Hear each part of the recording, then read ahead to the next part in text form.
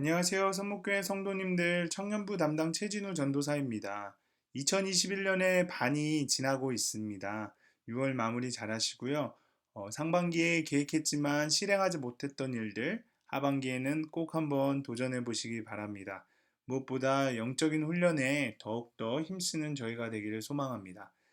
2021년 6월 29일 화요일 큐티 방송 시작하겠습니다. 제가 기도하겠습니다. 하나님, 오늘도 말씀으로 우리를 가르쳐 주시옵소서. 특별히 시편에서 하나님께서 어떤 분이신지 깨달을 수 있도록 지혜를 더하여 주시옵소서.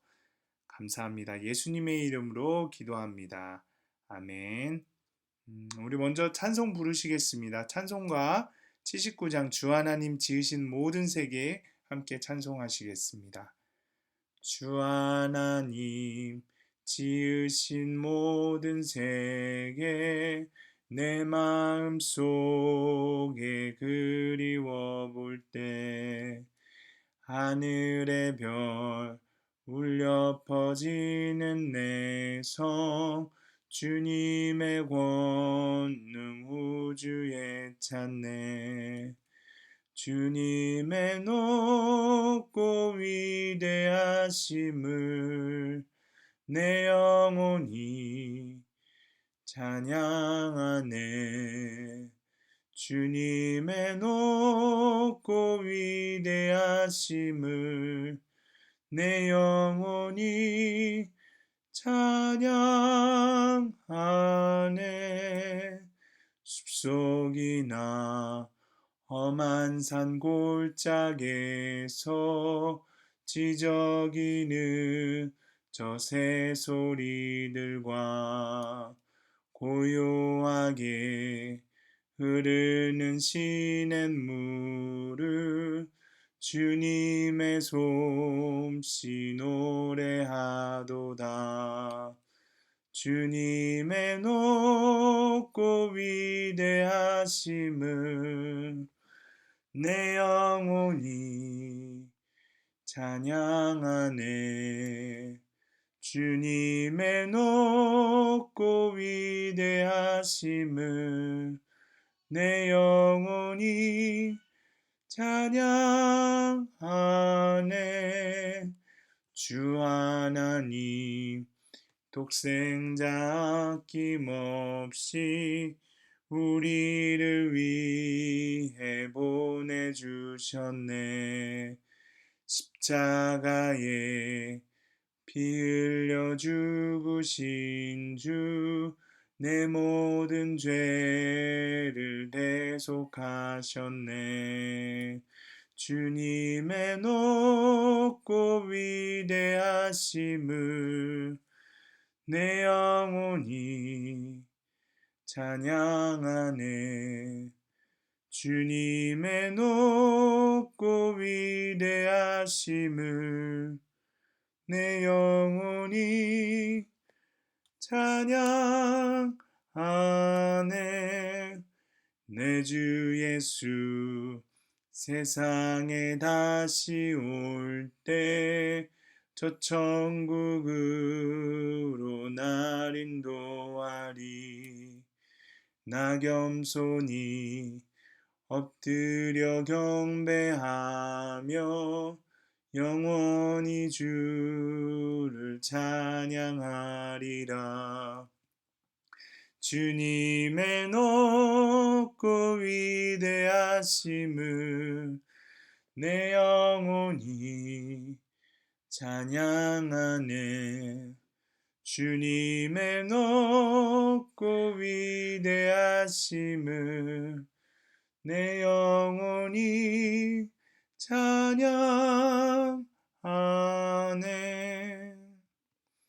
오늘 하나님께서 우리에게 주신 말씀은 시편 19편 1절에서 14절까지의 말씀입니다. 하늘이 하나님의 영광을 선포하고 궁창이 그의 손으로 하신 일을 나타내는 도다. 날은 날에게 말하고 밤은 밤에게 지식을 전하니 언어도 없고 말씀도 없으며 들리는 소리도 없으나 그의 소리가 온 땅에 통하고 그의 말씀이 세상 끝까지 이르도다. 하나님이 해를 위하여 하늘의 장막을 베푸셨도다. 해는 그의 신방에서 나오는 신랑과 같고 그의 길을 달리기 기뻐하는 장사 같아서 하늘 이 끝에서 나와서 하늘 저 끝까지 운행하며 그의 열기에서 피할 자가 없도다. 여호와의 율법은 완전하여 소성시키며 여호와의 증거는 확실하여 우둔한 자를 지혜롭게 하며 여호와의 교훈은 정직하여 마음을 기쁘게 하고 여호와의 계명은 순결하여 눈을 밝게 하시도다. 여호와를 경외하는 도는 정결하여 영원까지 이르고 여호와의 법도 진실하여 다 의로우니 금 곧 많은 순금보다 더 사모할 것이며 꿀과 송이꿀보다 더 달도다. 또 주의 종이 이것으로 경고를 받고 이것을 지킴으로 상이 크니이다. 자기 허물을 능히 깨달을 자 누구리요? 나를 숨은 허물에서 벗어나게 하소서. 또 주의 종에게 공의로 죄를 짓게 말게 하사 그 죄가 나를 주장하지 못하게 하소서. 그리하여 하며 내가 정직하여 큰 죄가에서 벗어나겠나이다. 나의 반석이요 나의 구속자이신 여호와여, 내 입의 말과 마음의 묵상이 주님 앞에 연락되기를 원하나이다. 아멘. 네, 본문 해설을 하도록 하겠습니다. 1절에서 다윗은 성령께서 주신 지혜에 의하여 천계의 비밀을 알고 말하였는데 그것은 하늘이 하나님의 영광을 선포한다는 것입니다. 여기 하늘은 물론 해와 달과 별들을 말하는 것인데 그것들이 하나님의 계심을 알게 한다는 의미에서 하늘이 하나님의 영광을 선포한다고 이야기하고 있습니다. 2절에서 다윗은 밤과 낮에 대하여 또한 놀라운 깨달음을 발표합니다. 곧 규칙적으로 하루가 지난 뒤에 또 하루가 온다는 것입니다. 그것들은 서로 약속이나 한 것처럼 질서 있게 움직입니다. 변하지 않고 주야가 오는 것은 자연 계약을 지키시는 하나님의 신실을 보여줍니다. 그리고 주야가 교체하도록 된 것은 하나님의 자비를 보여줍니다.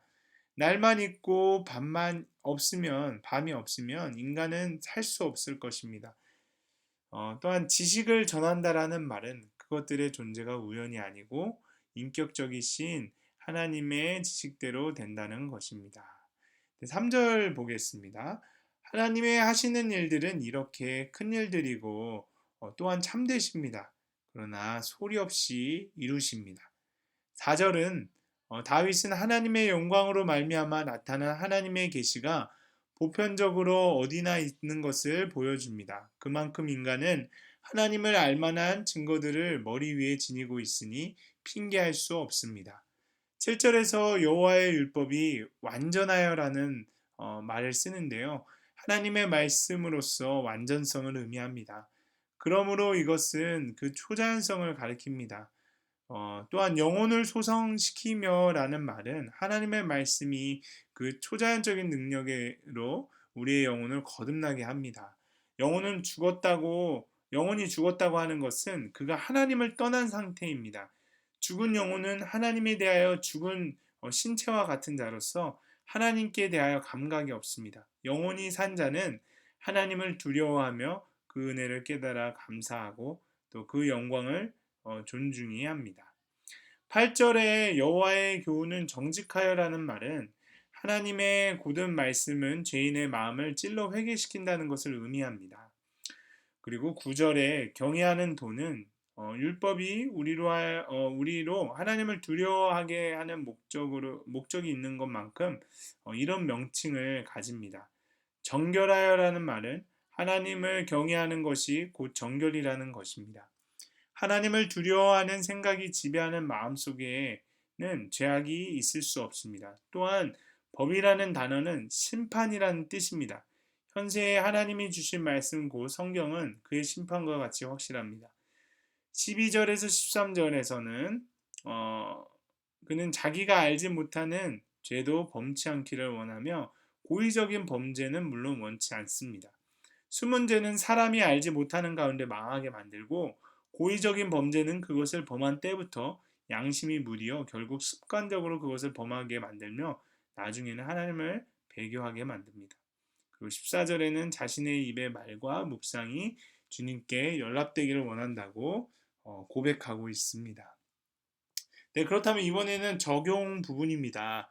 우리 삶에 오늘 말씀을 어떻게 적용할 수 있을까요?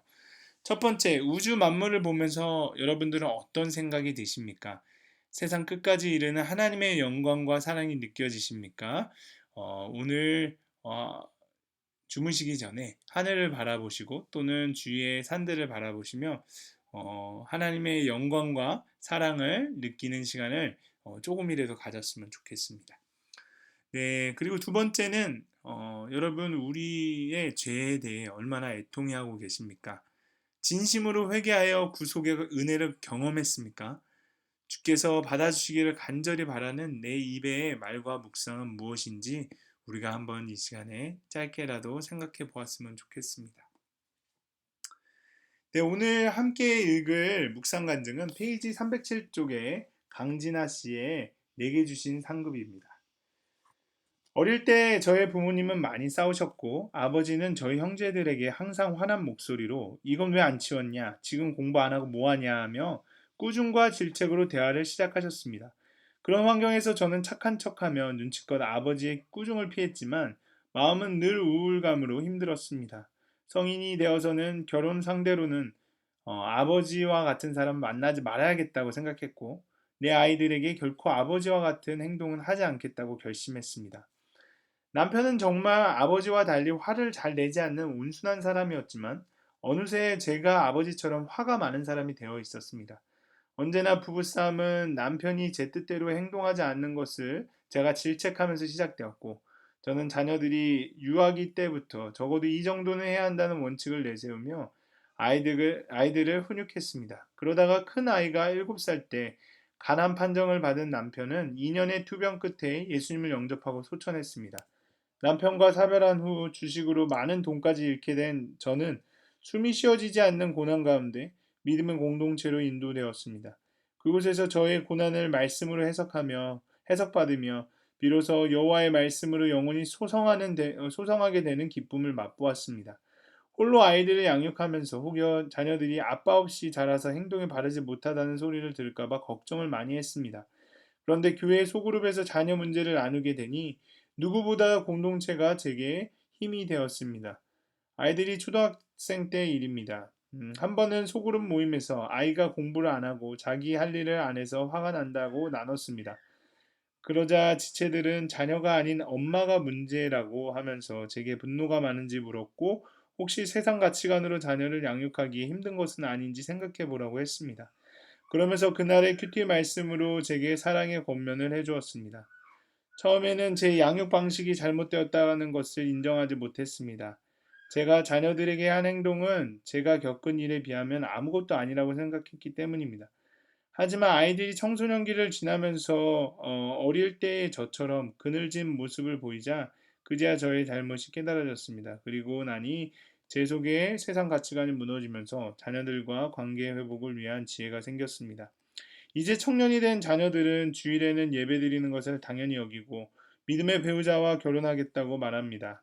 세상 주류에 흘러 떠내려가지 않고 그리스도인으로서 정체성을 지켜나가려는 아이들이 자랑스럽고 기특합니다. 금보다 더 귀한 말씀으로 제 눈을 밝히시고 구원의 큰 상급을 주신 하나님 사랑합니다. 라고 하시면서 이렇게 적용하셨습니다. CCBB를 가려야 하는 상황이 될 때 그날 큐티 말씀을 먼저 펼쳐보겠습니다. 믿지 않는 부모님의 구원을 위해 매일 기도하며 부모님을 뵐 때마다 감사한 마음으로 표현하겠습니다. 네, 여러분들도 묵상 간증을 적어보시고 주위의 분들과 나눠보셨으면 좋겠습니다. 네, 그러면 오늘 큐티 방송을 마치도록 하겠습니다. 하나님 우주 만물을 통해 하나님의 영광과 임재를 보여주셔서 감사합니다. 또한 그 완전하신 하나님을 찬양합니다. 죄 가운데 있는 저를 구원하시고 꿀송이 같은 말씀을 주시고 갈 길을 보여주시니 감사합니다. 이제는 성경적인 가치관으로 믿음을 선택하고 정직히 행할 수 있도록 인도하여 주시옵소서. 감사합니다. 예수님의 이름으로 기도합니다. 아멘.